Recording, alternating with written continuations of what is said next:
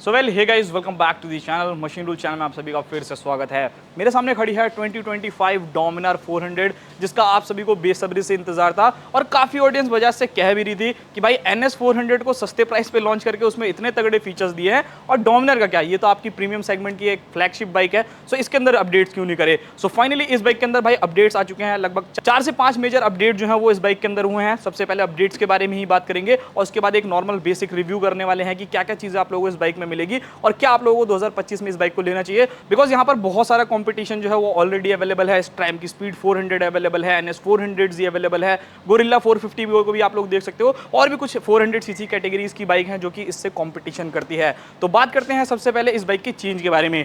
सो highlighted अगर मैं सबसे पहले चेंज के बारे में बात करूं तो भाई सीधी सीधी आप लोगों की नजर जाने वाली है इस बाइक के इंस्ट्रूमेंट क्लस्टर की तरफ।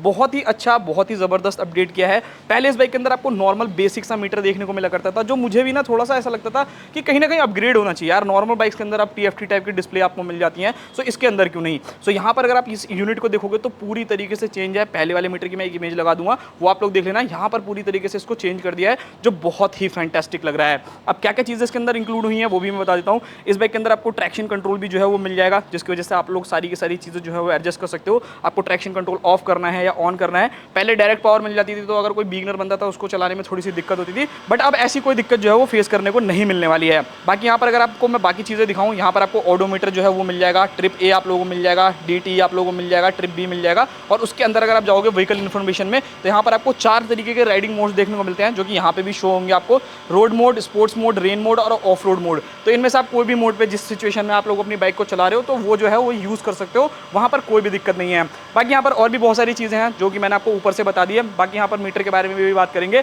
अब बात करते हैं इसके सेकंड चेंज के बारे में कि इस बाइक के अंदर आपको क्या चीज़ देखने को मिलेगा। सो यहाँ पर अगर आप इसकी पूरी की पूरी ये कंसोल से चेकआउट करोगे ना, मैं आपको पास से एक बार दिखाता हूँ। यहाँ पर अब इस बाइक के अंदर भाई डोमिनार वाले जितने बंदे थे सबको हैजार्ड लाइट जो है वो आफ्टर मार्केट लगवाना पड़ता था, बट नाउ ये आपको इनबिल्ड मिलने वाला है। सो यहाँ पर अगर आप चेकआउट करोगे तो हैजार्ड लाइट जो है वो आप लोगों को देखने को मिल रहा है। इंटीग्रेटेड जो है वो किल स्विच मिलेगा, और यहाँ पर अगर आपको लाइट को ऑफ या ऑन करना है तो उसका भी एक अलग से स्विच जो है वो मिल जाता है। डेफिनेटली काफ़ी ज़्यादा प्रीमियम हो गया है, पहले से बहुत ज़्यादा अच्छा लगने वाला है। तो ये चीज़ मुझे काफ़ी अच्छी लगी इस बाइक के अंदर। और इधर की तरफ यानी लेफ्ट पैनल पे अगर आप चेकआउट करोगे तो यहाँ पर आपको सारे के सारे बटन मिल जाते हैं, जिससे आप टॉगल कर सकते हो पूरे के पूरे मीटर को। यहाँ पर आपको इंडिकेटर्स के बटन मिल जाएंगे, यहाँ पर सिंगल हॉर्न आपको मिलेगा, pass light, high beam, low beam जो है वो आप लोग इस बाइक के अंदर देखने को मिलेगी। बाकी आप लोगों को पता ही होगा कि जब डोमिनार आई थी तो स्टार्टिंग में तो उसके अंदर कुछ खास ज़्यादा चेंजेस नहीं किए थे, बट उसके अंदर आपको 2 मीटर देखने को मिला करते थे जो काफ़ी लोगों को सेक्सी लगते थे। बट इस डोमिनार के अंदर अगर आप चेंज देखोगे तो यहाँ पर उस चीज़ को हटा करके भाई इस बाइक के अंदर अब आपको USB चार्जर जो है वो कंपनी ऑफर करने लगी है।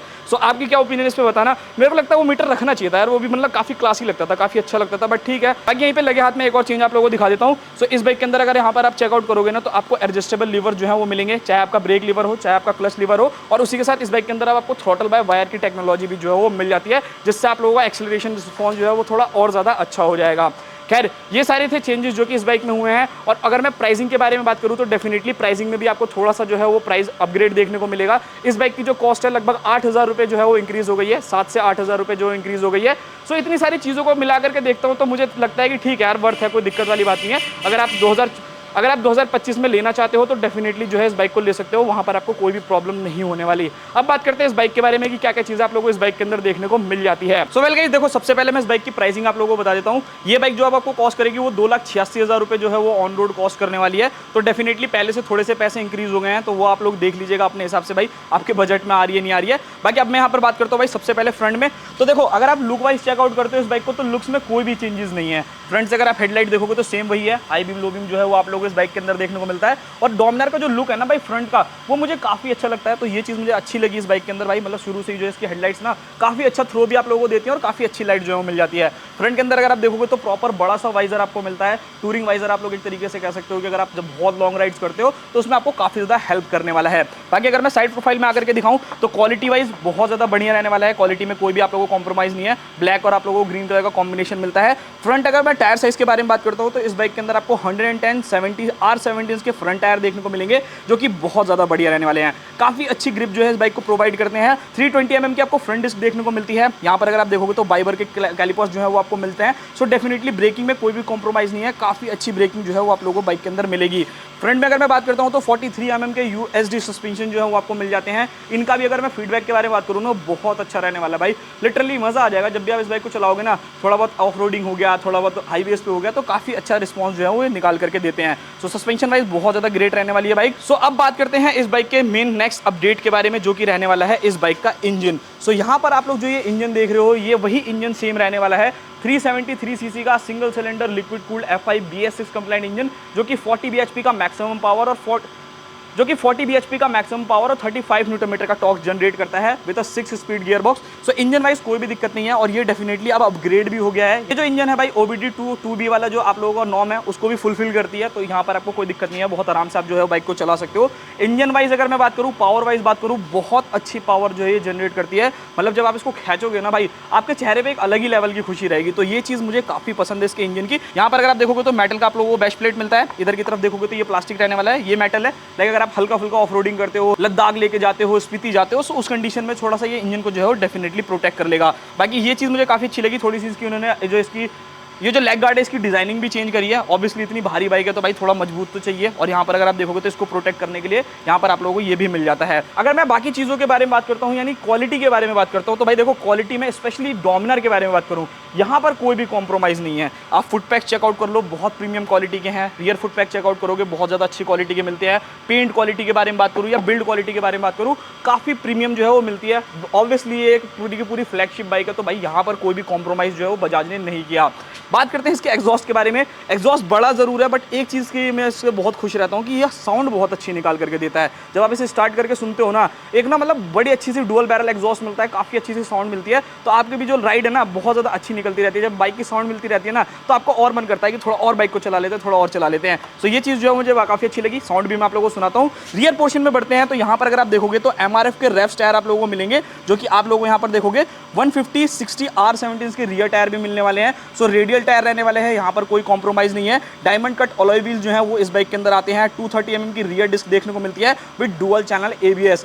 तो काफ़ी अच्छा ब्रेकिंग सिस्टम है। बाइबर के ही कैलिपर्स जो है वो आप लोगों को मिलते हैं। सो यहाँ पर कोई भी कॉम्प्रोमाइज़ नहीं है, काफ़ी अच्छे जो है वो आप लोगों को ब्रेकिंग सिस्टम इस बाइक के अंदर मिल जाता है। सो वेल गाइस, ये सारी चीज़ें बता दी। बाकी अगर मैं इसके बैक पोर्शन के बारे में बात करूँ, तो यहाँ पर अगर आप इस बाइक की टेल लाइट देखोगे ना, तो बहुत ही प्यारी है भाई। मतलब क्रिस्टल टाइप का आप लोगों को कुछ होता है ना, ऐसा लगता है पार्टिकल सा कुछ इस बाइक के अंदर डला हुआ है। LED इंडिकेटर्स है, हज़ार्ड लाइट आप लोगों को मिल जाता है। यहाँ पर अगर आप देखोगे तो नंबर प्लेट के लिए आपको LED लाइट्स देखने को मिलती है। और यहाँ पर अगर आप देखोगे तो भाई ये चीज़ मुझे काफ़ी ज़्यादा अच्छी लगी। यहाँ पर आपको पाइनियर्स, लाइक ऑब्वियसली अगर आप एक टूरिंग बाइक ले रहे हो तो आपको सामान रखने के लिए पाइनियर लगाना पड़ेगा, तो उसके लिए आपको ऑलरेडी कंपनी फिटेड ये चीज़ें मिलती है। और एक चीज़ और मुझे काफ़ी अच्छी लगी कि बजाज की, यहाँ पर अगर आप देखोगे ना, मैं पास से दिखाना चाहूँगा, यहाँ पर अगर आप देखोगे तो जैसे आप रोप बांधते हो तो कहीं ना कहीं वो बाइक की बॉडी के ऊपर इफेक्ट करता है, खिंच जाता है या कुछ भी, तो पेंट खराब हो जाता है। तो यहाँ पर आपको ऑलरेडी हुक टाइप का दे रखा है, जिसमें आप आराम से अपनी कोई भी चीज़ों को अगर बांधना है तो वो चीज़ें बांध सकते हो। तो वो सारी चीज़ें जो है वो आप लोग बांध सकते हो। बाकी यहाँ पर अगर आप देखोगे तो सारी गार्ड जो है वो प्रॉपर आप लोगों को मिलेगा। बाइक के अंदर आपको 6 स्पीड का गियर बॉक्स देखने को मिलता है, जो बहुत ही अमेजिंग रहने वाला है। अब थोड़ा सा इसके मीटर की तरफ बढ़ते हैं। मैंने आपको सिर्फ ऊपर से दिखाया था, प्रॉपर एक बार अंदर की तरफ भी चल के दिखा देता हूँ कि क्या क्या चीज़ें जो है वो आप लोगों को इस मीटर में मिलती है। सो यहाँ पर अगर आप देखोगे सेम NS 400 वाला ही आप लोगों को ये मीटर जो है वो देखने को मिलता है। क्या क्या चीज़ें मिलेंगी यहाँ पर, सबसे पहले न्यूट्रल आप लोगों को मिलेगा, टाइमिंग आप लोगों को मिल जाएगी, वार्निंग हो गया, साइड स्टैंड हो गया, ब्लूटूथ कनेक्टिविटी हो गया, ऊपर में न्यूट्रल का ऑप्शन मिलेगा। यहाँ पर अगर आप देखोगे तो भाई ऑयल के लिए इंडिकेशन है, डुअल चैनल ABS का मिल जाएगा, माल फंक्शन हो गया, ट्रैक्शन कंट्रोल हो गया। तो ये सारी चीज़ें जो है वो आपको मिल जाती है। बाकी कुछ और फीचर्स आते हैं वो मैं आप लोगों को दिखा देता हूँ। सबसे पहले यहाँ पर अगर आप देखोगे तो ओडोमीटर है, ट्रिप A है, DTE है, ट्रिप B मिल जाता है। उसके बाद अगर आप व्हीकल इन्फॉर्मेशन में जाओगे तो 4 तरीके के राइडिंग मोड्स मिलते हैं, स्पोर्ट्स हो गया, रेन हो गया, ऑफ रोड हो गया, और उसी के साथ रेन मोड आप लोगों को मिल जाएगा। ट्रैक्शन कंट्रोल का ऑप्शन मिल जाएंगे, वार्निंग्स जो है वो आप लोगों को मिल जाएगी, ब्लूटूथ कनेक्टिविटी जो है वो मिल जाती है, जैसे म्यूजिक कंट्रोल करना हो या ब्लूटूथ कनेक्टिविटी आप लोग कर सकते हो। ट्रिप एंड बाइक आपको मिलता है इन्फॉर्मेशन के लिए, ट्रिप A, ट्रिप B और बाकी सारी इन्फॉर्मेशन जो है यहाँ पर आपको मिलेगी। लैप टाइमर आप लोगों को बाइक में मिलता है। सेटिंग्स में अगर आप जाओगे तो क्या क्या चीज़ें हैं, फेवरेट्स है, आपको फेवरेट पे कुछ सेलेक्ट करना है, क्विक सेलेक्ट आपको करना है, क्लॉक एंड टाइम हो गया, ब्राइटनेस को अगर आपको कम ज़्यादा करना है, ये सारी की सारी चीज़ें जो है इसके अंदर आपको मिल जाती है। बाकी अगर मैं स्विच क्वालिटी के बारे में बात करूँ, डेफिनेटली पहले से काफ़ी, देखो पहले जो आया करती थी वो उसके हिसाब से अच्छी थी, मतलब उस टाइम के लिए अच्छी थी, बट अभी जो आप लोगों को स्विचेस मिलते हैं ना वो बहुत प्रीमियम है। यहाँ पर हैजार्ड लाइट का बटन मिलता है, इंटीग्रेटेड जो है वो किल स्विच मिल जाता है। यहाँ पर अगर आप देखोगे तो लाइट को ऑन ऑफ करने के लिए बटन मिलेगा। यहाँ पर अगर आप चेकआउट करोगे तो भाई आप लोगों को प्रॉपर ना एडजस्टेबल लिवर्स मिलते हैं, 5 वे जो है वो एडजस्ट कर सकते हो। थ्रोटल बाय वायर आप लोगों को मिलेगा। लेफ्ट साइड में देखोगे तो सारे स्विचेस मिलते हैं, जिससे आप लोग पूरा का पूरा इंस्ट्रूमेंट क्लस्टर जो है वो अपना कर सकते हो। यहाँ पर अगर आप देखोगे तो इंडिकेटर जो है वो मिल जाते हैं, हॉर्न जो है कुछ इस टाइप का आपको मिलता है, हाई बीम लो बीम मिल जाता है और स्लीपर क्लच जो है वो बाइक के अंदर आपको मिलता है। तो ये चीज़ जो है मुझे काफ़ी अच्छी लगी कि ऑलमोस्ट सारे फीचर जो है ना अब डोमिनर के अंदर कर दिए हैं, तो अब डेफिनेटली ये फ्लैगशिप बाइक जो है वो कही जा सकती है। बाकी यहाँ पर अगर आप देखोगे तो भाई 13 लीटर का पूरा आप लोगों को फ्यूल टैंक मिलेगा। डोमिनर का 3D लोगो जो है यहाँ पर आपको मिलता है। इधर की तरफ देखोगे तो डोमिनर का 3D लोगो मिलेगा। टैंक पैड जो है वो ऑलरेडी आप लोगों को लगाएगा, लाइक अगर बेल्ट वेल्ट भी कुछ भी लगता है तो स्क्रैचेस से जो है वो आपके टैंक को बचाने वाला है। सीट कंफर्ट के बारे में बात करूँ तो सीट कंफर्ट बहुत ज़्यादा अच्छा रहने वाला है। कुशनिंग आप चेकआउट कर सकते हो। स्पेशली अगर मैं राइडर के लिए बात करूँ ना, बहुत फैबुलस है भाई, मजा आ जाएगा उस बंदे को जो भी इस बाइक को चलाएगा। बाकी अगर मैं पीछे वाले बात करूँ सीट के बारे में, तो यहाँ पे भी सीट के कंफर्ट को बढ़ाने के लिए यहाँ पर आपको जो है बैक रेस्ट जो है वो देखने को मिलता है। तो ये चीज़ें जो है मुझे काफ़ी ज़्यादा पसंद आई।